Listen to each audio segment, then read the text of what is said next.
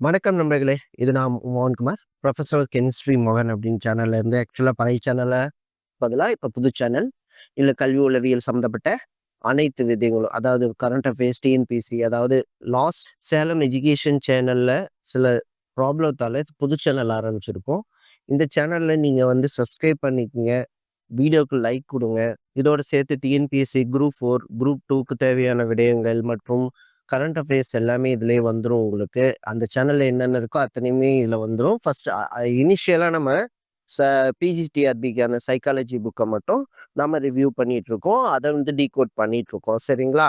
சரி, நம்ம பழைய 2 லெக்சர்ல என்ன பார்த்தோம் அப்படின்னா, ஆன்மா பற்றி பார்த்தோம், மனம் பற்றி பார்த்தோம்.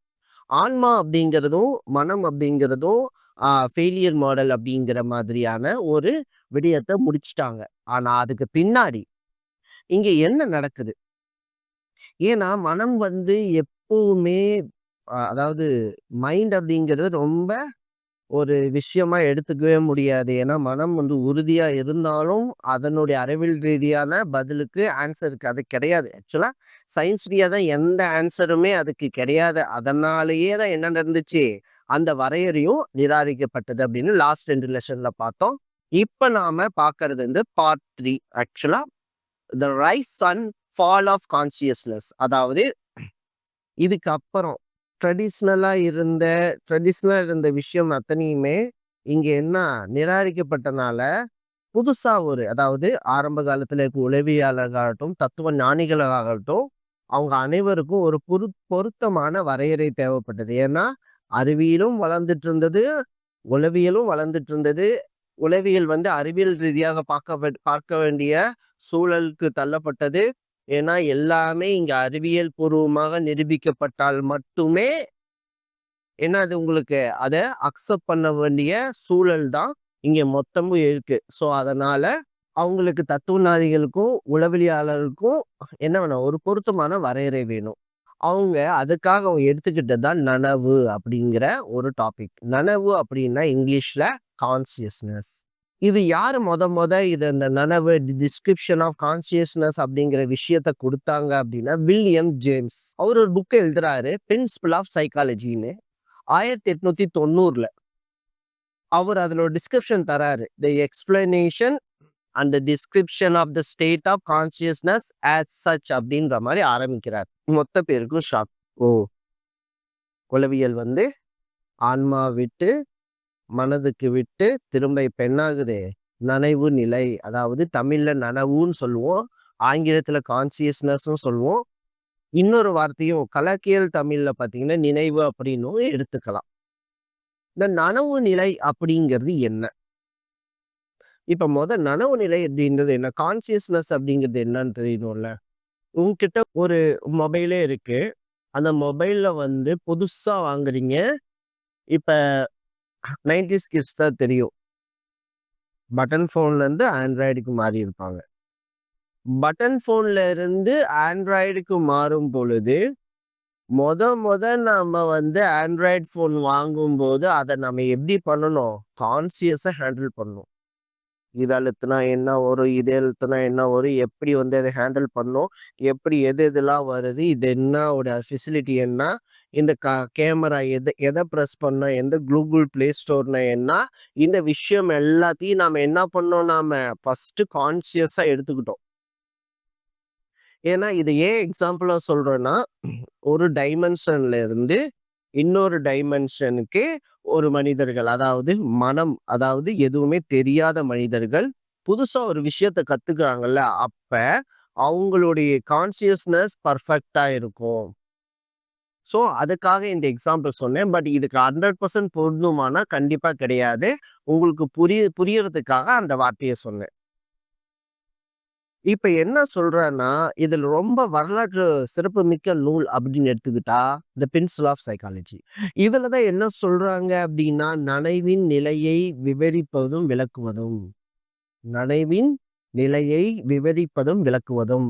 ஆங்கிலத்துல என்ன சொல்றாங்க அப்படின்னா, description and explanation of state of consciousness as such இருக்கிற மாதிரியே.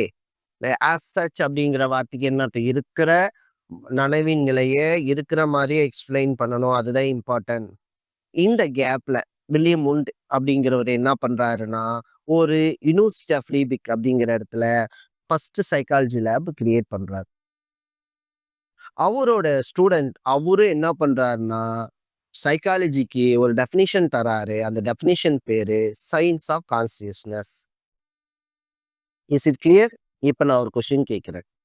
இந்த வீடியோ பார்க்குறவங்க அனைவரும் என்ன பண்ணணும்னா, பேனா பேப்பரோட உட்காந்துக்குங்க. ஏன்னா ஒவ்வொரு கேள்விகள் கேட்கும்போது ஏன்னா நமக்கு கேள்விகள் எப்படி வரும்னா, நம்ம கான்ஷியஸ்னஸ்ல புக்ல இருக்கிறது அப்படியே வராது. நீங்க என்ன ஃபீல் பண்றீங்கன்றத பத்தி தான் வரும். அதனால தயவு செய்து எல்லாருமே வந்து ஒரு பேனா பேப்பர் எடுத்துக்கங்க. நான் நடுவுல கேள்விகள் கேட்கறதுக்கான ஆன்சர் எழுதுங்க. இதுல இருக்க நோட்ஸ் எழுதி வைங்க. இப்போ ஒரு கேள்வி கேட்கிறேன். அவங்க என்ன சொன்னாங்க? நனவின் நிலை பற்றி எப்படி இருக்கணும்னு சொன்னேன்? விவரிக்கிறது, விளக்குவது அப்படிங்கிற வார்த்தையை பயன்படுத்தாங்க. எப்படி விளக்கியிருப்பாங்க? என்ன முறையில விளக்குறாங்க அப்படின்னு அவங்க என்ன சொல்றாங்கன்னா, என்ன முறையில விளக்குறாங்கன்னா, உள்நோக்கு முறை. என்னது? உள்நோக்கு முறை. இப்ப இங்க தான் ட்விஸ்ட் வைக்கிறாங்க. ஏன்னா, ஒரு சயின்ஸ் அப்படிங்கிறது வளரணும் அப்படின்னா, அதுக்கு எக்ஸ்பெரிமெண்டல் வேலிடிட்டி வேணும். சரியான எக்ஸ்பிளனேஷன் வேணும். எக்ஸ்பெரிமெண்டல் ப்ரூஃப் வேணும். இதெல்லாம் இருந்தா தான் அக்செப்ட் பண்ணுவாங்க. அதுக்கு தானே நம்ம வில்லியம் வுண்ட் வந்து ஒரு லெபோரட்டரி வச்சிருக்காரு. அத உருவாக்கிட்டாங்கல்ல, ரைட்டு. ஆனா, அதன் மூலியமா என்ன மாதிரியான அவுட்புட் வந்திருக்கு? இப்ப இங்க தான் இஷ்யூவே இருக்கு. இத என்ன சொல்றாங்கன்னா, இன்ட்ராஸ்பெக்ஷன் அப்படின்னு சொல்லுவாங்க. அதாவது உள்நோக்கு அப்படிங்கிற வார்த்தைக்கு அர்த்தம் இன்ட்ராஸ்பெக்ஷன் அப்படின்றாங்க. லுக்கிங் வித்தின் அதான் உள்நோக்கு. இப்ப உங்களுக்கு இதுக்கு சரியான ஒரு எக்ஸ்பிளனேஷன் தரணும்னா, உங்ககிட்ட ஒரு நல்ல கூலா ஃப்ரிட்ஜ்ல இருந்து எடுத்த ஆப்பிள் எடுத்து உங்க கையில குடுத்துடுறேன். அப்ப அந்த ஆப்பிள எப்படி பார்ப்பீங்க? ரெட் கலர்ல இருக்கு. அங்கங்க கிரீன் கலர்ல இருக்கு. தொட்டா ஜில்லுன்னு இருக்குன்னு ஃபீல் பண்ணுவீங்கல்ல? அதுதான் கான்ஷியஸ்னஸ். இதுதான் நனவு நிலை. இப்ப உங்களுக்கு ஒரு கொஸ்டின் கேட்கிறேன். இந்த மாதிரி ஆயாச்சு. சரி சார். இப்ப இதுதான் உள்நோக்கு அப்படிங்கிற அதுக்கான எக்ஸ்பிளனேஷன் குடுத்தாச்சு. ஏன்னா, இந்த அவங்க சொன்னதே என்ன உளவியலோட முதன்மை பணி நனவு நிலைகளை விவரிப்பதும், விளக்குவதும் அப்படின்றாங்க. அப்ப நனவு நிலையில நான் எப்படி இருப்பேன்? நான் என்ன மாதிரியான விளக்கத்த குடுக்கலாம் அப்படிங்கிறது. நான் நனவு நிலையில இருக்கிறப்ப புறப்பொருள பத்தி தான் நான் யோசிப்பேன். நான் என்னைய பத்தி யோசிக்கிறேன். பாசிபிளா? ஏன்னா, கான்ஷியஸ் மைண்ட் அப்படிங்கிறத அதுக்கு பின்னாடி வந்தவங்க எல்லாம் பார்த்தீங்கன்னா, கான்ஷியஸ் மைண்ட் வந்து நெறைய டைப்ஸ் இருக்கு. அன்கான்ஷியஸ் மைண்ட் இருக்கு, சப்கான்ஷியஸ் மைண்ட் இருக்கு. நெறைய என்ன பண்ணிட்டாங்க? கிளாசிஃபிகேஷன் பண்ணிட்டாங்க.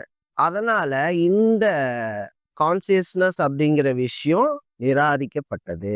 இது எப்படி நிராகரிச்சாங்க? ஃபர்ஸ்ட் ஏன்னா, இது ஒரு நேரோ ரீஜன். அதாவது நனவின் அறிவியல் பொறுத்தவரைக்கும் நெறைய விமர்சனங்கள உள்ளடக்கியதா இருந்தது. ஏன்னா, இது வந்து தெளிவான ஒரு பாடப்பொருள் குடுத்துருச்சு. ஒரு முறை குடுத்துருச்சு. ஒரு எக்ஸ்பெரிமெண்டல் ரிசல்ட் குடுத்துருச்சு. எல்லாமே குடுத்தாலும், அவங்க கேட்ட கேள்வி என்னன்னா, 3 முக்கிய காரணம். ஃபர்ஸ்ட் காரணம் கான்ஷியஸையும், சப்கான்ஷியஸ் மைண்டையும், அதனால ஏற்படைய ஆக்டிவிட்டியையும் இது கன்சிடர் பண்ணுச்சா? அப்படின்னு கேள்வி கேட்கும்போது, நோ. அதான். It has a very narrow range on account of it's not talking about the consciousness, subconsciousness activity of mind அப்படின்றாங்க. ஏன்னா இது இக்னோர் சப்கான்ஷியஸ் மைண்ட், அன்கான்ஷியஸ். இப்ப இதுக்கு உங்களுக்கு புரியுற மாதிரி சொல்லணும்னா, ஏன்னா அதுக்கப்புறம் வந்து சிக்மண்ட் ஃப்ராய்ட் என்ன சொல்றாரு அப்படின்னா, நமது வாழ்வு மற்றும் நடத்தையின் பெரும்பாலான பகுதிகள் வந்து எதை பேஸ் பண்ணி இருக்கும்னா, உணவு பூர்வமாக அறியப்படாத செயல்முறைகளால் பாதிக்கப்பட்டிருக்கும். அதுதான் வந்து மேக்ஸிமம் வந்து செல்வாக்கு பெற்றிருக்கும் அப்படின்றாங்க. உங்களுக்கு புரியுற மாதிரி சொல்லணும்னா, ஒரு 24 மணி நேரத்துல கான்சியஸா நம்ம இருக்கிறது ஒரு 5 மணி நேரம் தான். மீதி இருக்கக்கூடிய எப்படி பார்த்தாலும் 7 மணி நேரம் வரைக்கும் நம்ம என்ன பண்றோம்? பகல்ல சொல்றேன். அன்கான்சியஸா தான் ஒர்க் பண்றோம். Night தூங்குறதும் unconscious. 12 ஹவர்ஸ் கம்ப்ளீட்டா நம்ம தூங்குற நேரம் பூரா அன்கான்சியஸா தான் இருக்கிறோம். அப்படின்றாங்க. ஏன்னா நம்ம கான்சியஸா வேலை செஞ்சுட்டே இருக்கும்போதும் அன்கான்சியஸான வேலைகளை நமக்கு தெரியாம நடந்துகிட்டே இருக்கும். அதனால நம்ம வாழ்வின் பெரும் பகுதி வந்து எதை பேஸ் பண்ணி இருக்குன்றாங்க? அன்கான்சியஸ், அதாவது நனைவிழி, தமிழ்ல நனைவிழி அல்லது உணர்வுபூர்வம் அறியப்படாத செயல்முறை, இல்ல நனைவிழி ஆக்டிவிட்டீஸ், அதாவது செயல்முறை அப்படின்றாங்க. ஏன்னா நம்ம அனுபவத்துல பெரும்பகுதிய எதுல இல்ல, கான்சியஸ்ல இல்ல அப்படின்னு சொல்லி முடிக்கிறாங்க. அன்சைன்டிபிக் நேச்சர் ஆஃப் இன்ட்ரஸ்பெக்ஷன், உள்நோக்கு முறை வந்து நம்ம என்ன பண்றது, கண்டிப்பா சப்ஜெக்டிவ் கிடையாது அப்படிங்கிறாங்க. ஏன்னா உங்களுக்கு ஏன்னா அதை வந்து பர்ஃபெக்டா நம்மளால என்ன பண்ண முடியாது, அறியப்பட முடியாது. இப்ப ஒரு சிவப்பு கலர் துணிய ஒருத்தர் குடுக்குறேன் அப்படின்னா, ஒருத்தர் ஒருத்தர் பார்க்குற சிகப்பை இன்னொருத்தருக்கும் அதே மாதிரி சிகப்பா தெரியும்னு அவசியம் இல்ல. ஏன்னா, அவங்களோட உள்நோக்கு பார்வையை பொறுத்து அதனுடைய கலர் சேஞ்ச் ஆகும் அப்படின்றாங்க. கலர் சேஞ்ச் ஆகும்னா ரெட் கலர் ரெட்டாவே சேஞ்ச் ஆகுமா? அப்படி கிடையாது. லைட்டா இருக்கிற மாரி இருக்கே, இது கொஞ்சம் டார்க்கா இருக்கே, எக்ஸாக்ட்டா ஒரு கலர கூட என்ன பண்ண முடியாது, உங்களால ஐடென்டிஃபை 2 பேர் சேமா சொல்ல முடியாது. 2வது, அதனால தான் நம்ம வீட்ல அம்மா வந்து நூல்கண்டு வாங்கிட்டு வர சொல்றப்ப, நம்ம வாங்கிட்டு வந்தோம்னா எப்படி இருக்கும்? நாம வந்து அந்த துணிய வச்சு தான் வாங்கிட்டு வருவோம். ஆனா வீட்ல வந்து அம்மா பார்த்து வைக்கும்போது, "இது சரியில்ல. இந்த கலரு கொஞ்சம் இன்னும் டார்க் ஷேட்ல இருக்கணும். போன்னு மாத்திட்டு வான்னு" அனுப்புவாங்க. இதுக்கெல்லாம் காரணம் என்ன? நமக்கு சிவப்பு தான். இது 2ம் பொருந்ததுன்னு பார்த்துட்டு வரோம். ஆனா இங்க வரப்ப அது தன்மையே மாறுது. ஸோ இந்த விஷயத்த எல்லாத்தையுமே இந்த மாதிரி அடுத்தது ஒரு புகை இருக்குன்னு வச்சுக்கங்க. புகை மூட்டமா இருக்கு. எவ்வளோ புகை மூட்டம் எவ்வளோ தூரத்துல இருக்குதுன்னு புகை மூட்டத்துக்குள்ள இருந்துகிட்டு உங்களால கவனிக்க முடியாது. ஒரு மலைக்கு போறீங்க, சுத்தி புகையா இருக்கு. இதுல இருந்து ஒரு 5 கிலோமீட்டர் புகையா இருக்குமா, இந்த பக்கம் 5 மீட்டர் புகை மூட்டமா இருக்குமா, இந்த பக்கம் 5 கிலோமீட்டரா, இந்த பக்கம் 5 கிலோமீட்டரான்னு உங்களால என்ன பண்ண முடியாது. புகை மூட்டத்துக்குள்ள இருந்து உங்களால என்ன பண்ண முடியாது. புகை மூட்டம் எவ்வளவு இருக்குதுன்னு என்ன சொல்லிட முடியாது. இதுதான் வந்து உள்ளே பார்க்கும் செயல்முறை. இப்படிதான் நம்ம உள்ள பார்த்துட்டு இருக்கோம். நாம உள்ள வந்து இருந்துகிட்டே நாம என்ன, இப்ப கோவமா இருக்கிறப்ப, நீ கோவமா இருக்கிறப்ப என்னென்ன பண்ணுவேன்னு எழுதுனா, அந்த கோவம் இருக்குமா? காணாம போயிடும். சோ உன்ன நீயே அகநோக்கு முறையில பார்க்கும்போது வாய்ப்புகள் மிக மிக குறைவு. ரிசல்ட் பார்த்தீங்கன்னா, மேக்ஸிமம் பார்த்தீங்கன்னா, எக்ஸ்பெக்ட் பண்ற மாரி இருக்காது. அதனால 2வது ஃபெயிலியர். அடுத்தது 3வது என்ன சொல்றாங்க அப்படின்னா, it could not include in the study of consciousness of animal. Actually அனிமல வந்து நாம பேசலாம் வைக்க சொல்ல முடியாது. ஒரு அனிமல் ஆக்சுவலா அவங்க என்ன சொல்றாங்கன்னா, அதாவது ஃபர்ஸ்ட் 2 காரணம் அக்செப்ட் பண்ணிக்கலாம். 3வது காரணம் அனிமல்ஸையும் சேர்த்து அவங்களோட கான்சியஸ்னஸையும் சேர்த்து நாம ஆராயணும் அப்படின்றாங்க. இது வந்து உள்நோக்கு முறை வந்து மனிதர்களுக்கு மட்டும் ஓரளவுக்கு பயன்படும். ஆனால் விலங்குகளுக்கு சுத்தமா பயன்படாது அப்படின்றாங்க. ஏன்னா ஏன்னா நாய கூப்பிட்டு நீ எப்படி யோசிக்கிறன்னு சொல்லு அப்படின்னா அதால சொல்ல முடியுமா? இல்ல சொல்றது தான் உங்களால என்ன பண்ண முடியும்? அப்சர்வ் பண்ண முடியுமா? நாய் பாஷை புரிஞ்சாதான் அப்சர்வ் பண்ண முடியும். சரி. இவ்வளவுதான் விஷயம். இப்ப வந்து அடுத்தது என்ன? இப்ப இதோட இது கம்ப்ளீட் ஆயிடுச்சு. சோ நெக்ஸ்ட் அடுத்தது டோட்டல் கன்க்ளூஷன் பார்க்கலாமா? ஃபர்ஸ்ட் உளவியல் அப்படிங்கிறது ஒரு மர்மமான ஒரு விஷயமா இருந்தது. எப்படி? ஆன்மா. ஆன்மா அப்படிங்கிறது மறுபிறப்பு, பிறப்பு, அப்புறம் வந்து அந்த ஆன்மாவுக்கு கர்மா இருக்கு. அந்த கர்மா படிதான் நடக்கும். அப்படி இப்படின்ற மாதிரியான ஸ்பிரிச்சுவல் ஜர்னியோட ஃபர்ஸ்ட் ஸ்டார்ட் ஆனது தான் இந்த உளவியல். அதுக்கப்புறம் வந்து எதையுமே பிடிபடாத மனத்துக்கு மாறிச்சு. அடுத்தது வந்து யாருமே பார்க்க முடியாத சிக்கலான நனைவு என்ற கருத்துக்கு உள்ள வந்துச்சு. இப்படி ஒவ்வொரு கட்டத்திலயா அதோடைய பரிணாம வளர்ச்சி அடைஞ்சுக்கிட்டே வருது. ஆனா, நம்ம ஒரு கன்க்ளூஷன் வரதுக்கு இது ஒரு ஹெல்ப்பா இருக்கும். ஒவ்வொரு கட்டத்துக்கும் நம்ம சிந்தனைய செம்மைப்படுத்திச்சுன்னு சொல்லலாம். ஆனா, இப்ப இது மாரி உள்ள வரும்போது புது விதமான சவால்களும், வரம்புகளும். ஏன்னா வரம்புகள் அப்படின்னா, நீ எந்த ஒரு விஷயத்த உள்ள கொண்டு வந்தாலும் அதுக்கு லிமிட்டேஷன்ஸ் இருக்குது. டிராபேக்ஸ் இருக்குது. இதையெல்லாம் எப்படி எக்ஸ்பிளைன் பண்ணாங்க அப்படிங்கிறத நாம கொண்டு வரோம். சரிங்களா? ஸோ இவ்வளவுதான் விஷயம். இப்ப ஆரம்பகால வரையறைகள்லாம் பார்த்து முடிச்சாச்சு. இப்ப கரண்ட் சினாரியோ அடுத்த அடுத்த டாபிக்ல இருந்து கரண்ட் சினாரியோ என்னன்னு பார்க்க போறோம். சரிங்களா?